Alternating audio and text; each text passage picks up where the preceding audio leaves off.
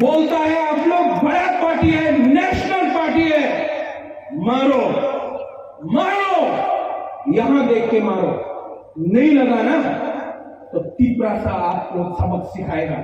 आप लोग तिपरासा लोग सबक सिखाएंगे।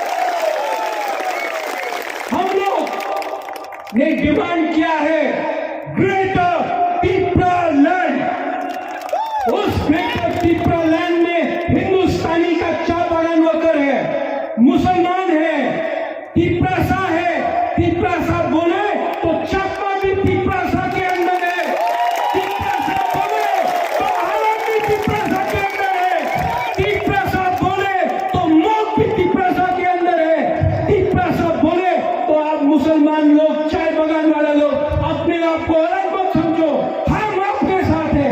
हमने जो डिमांड किया है, जो ग्रेटर तिपरा लैंड हमने डिमांड किया है, उसमें बंगाली के खिलाफ भी हम लोग नहीं है। लेकिन प्यार से तिपरा लैंड बोलो दोगे तो हम लोग आपसे गला मिलेंगे। अगर आपने हमारा ग्रेटर तिपरा लैंड को अपोज किया तो मर जाएंगे, लेकिन अपना डिमांड को, अपना कमिटमेंट को हम लोग पीछे नहीं हटने वाले हैं।